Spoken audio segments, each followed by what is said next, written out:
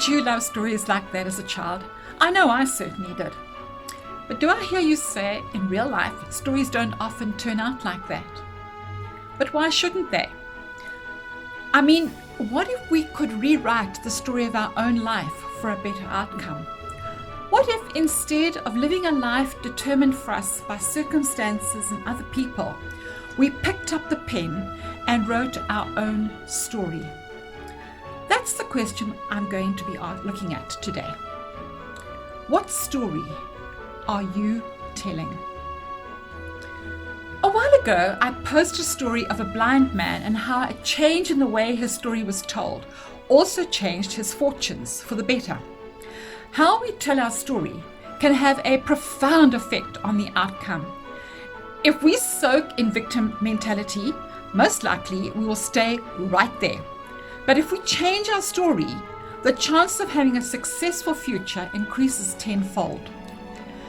For most of us, part of the problem has not only been the story that's been handed to us, it's also been the wrong negative story we've been telling ourselves. See if you can identify with some of these stories. I'm too old, or I'm too young. I'm not talented enough. This is how life is and I can't change it. I'll never achieve much. Can you identify with any of these? Today I am focusing on the story and how to change the strategy you are using to improve your state from a victim mentality to the victor. We have been living in a time of immense change. For many, it has been a time of uncertainty, fear, and pain, emotional and physical.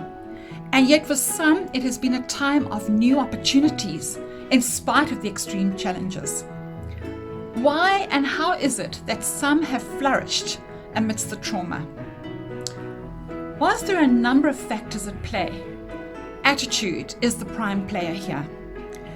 When it was announced that there will be major shutdowns, the emotions of the public were vast.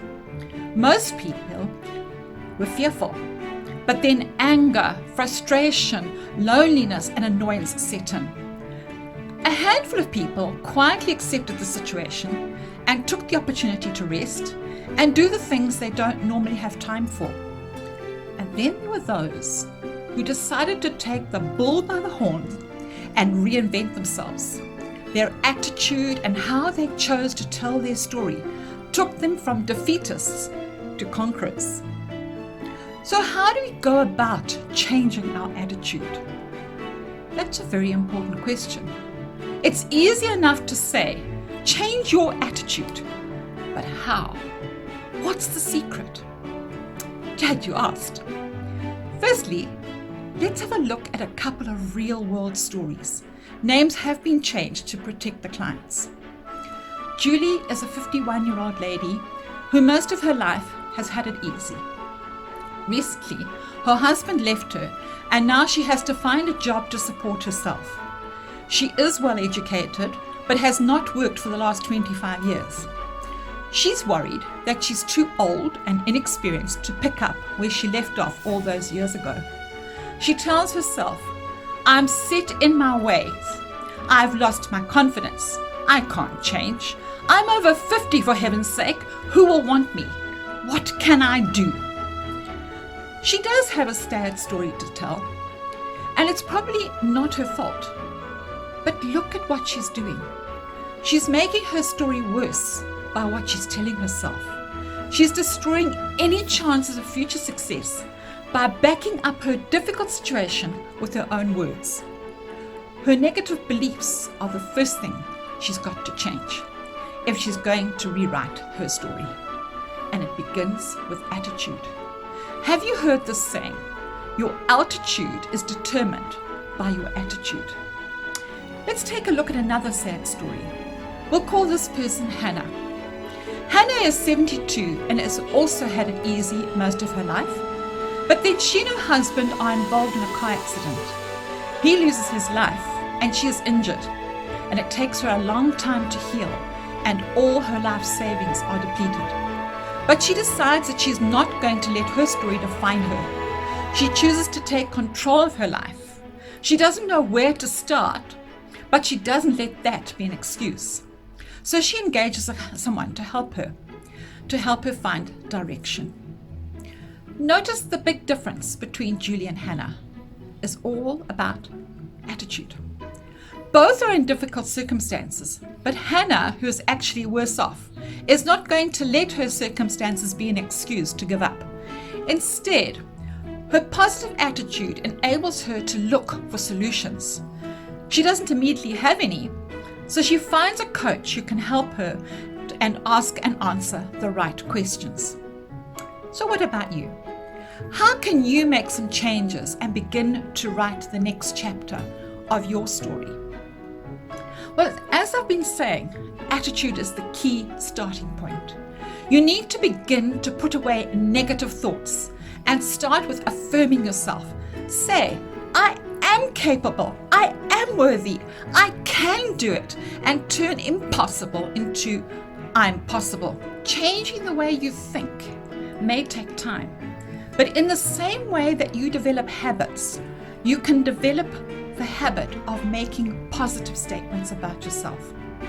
Post them on your mirror. Say them out loud every morning when you wake up. Repeat them as you go about your daily tasks, and eventually you'll believe them and you will see the magic working. In the Bible, it teaches that we can be transformed by the renewing of our mind. A pastor in Hungary was quoted as saying, "When we were born, most of us came out of the womb into this world head first. If you want to come out of unpleasant circumstances, such as limitations in career, bankruptcy, or a lost sense of direction and purpose, your head has to come out first. What you think and what you say can become a self-fulfilling prophecy. A simple example. Have you had to search for a parking spot and mumble to yourself, I'll never find parking, I'm late, and I need of parking. And then you actually struggle and you end up driving a mile down the road. Now have you done the opposite and said, I always find a good parking. Please help me for this. And you usually do. But in the event that you don't, you will have a good attitude and you'll probably say, oh well, next time I will. Here's another example. Have you applied for a position that you would dearly love, but before you've even sent off the application, you've allowed the thoughts of, I won't get the job, I'm too old, or I'm too young, or they want somebody with more experience than I have, or just thinking, there'll be so many applicants they won't even look at mine. Then you either don't post off the application, or if you do, you don't get a response. You then have that built up in your mind, that belief that your inadequacy was correct. Am I right? Byron Katie, in her book, The Work, suggests asking yourself these questions. 1. Are my perceptions absolutely true? 2. Can you know that it is absolutely true? How are you reacting to those thoughts? What happens when you believe those thoughts? What emotions arise? What images are you forming in your mind from the past and in the future? How are you treating yourself or others in response to those thoughts? And the fourth question, who or what would you be without that thought or those thoughts? Who or what are you without those thoughts? How we think about ourselves or others and how these thoughts affect our emotions and feelings will lead to our actions, either beneficial or unfavorable, hurtful actions. What you feed your brain is what will grow. Resist the negative thoughts and reinforce those cheerful thoughts that lead to helpful and strengthening emotions that then change your frame of reference, your beliefs, and your level of resilience will bounce back as well. The beliefs that you formulate about yourself and your circumstances have usually been built up over time. Many of us have gone through life harboring beliefs that we did not consciously choose, but that were ingrained in us by educators, by parents, peers, the media, or life experiences. Ask yourself whether they are helpful or whether they are blocking you from the success you want. Dismantling these unhelpful stories takes time, but it can be done. You can do it, and you can modify your story. Are you ready for change and upliftment? By addressing these thoughts head on and treating yourself with kindness instead of doubt, you can change your mindset and learn how to change yourself. In my online course, Spring into Action, I give you tools you can use to identify and eradicate the unhelpful stories you may be telling yourself and replace them with life-changing new ones. Let's go back to Julie's story for a minute. When she was able to adjust the pessimism of her situation and replace it with positive solutions, she was able to completely change her story. Her self-esteem was boosted, she gained more confidence, and she was able to go forward and turn her unhappy chapter into a new inspiring, motivating, and fulfilling one that makes her now want to read her own story to the end. The way you tell your story affects your view, your self-worth, and determines whether you feel fulfilled in life.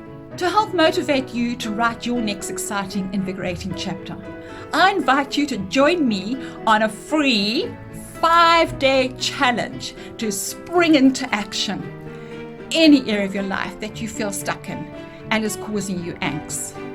It may just be the need to wash curtains that you've been putting off for the last few months. Or it may be fixing a relationship. Or you need to step onto a new career path and you're scared. Those grubby curtains could be holding you back just by hanging there and looking yuck. That can have an effect on your mental state without you even realizing it. Or the injured relationship causes you anxiety every time you think of that person. That opportunity to be your own boss is so tempting, but your self-doubts block you from taking action. Now is the time to reach deep within yourself and find that magic. Release that power that is already there. Come and join me and let's do this together. Direct message me with your email address and I'll be in contact with the dates and details. Have a great day. God bless.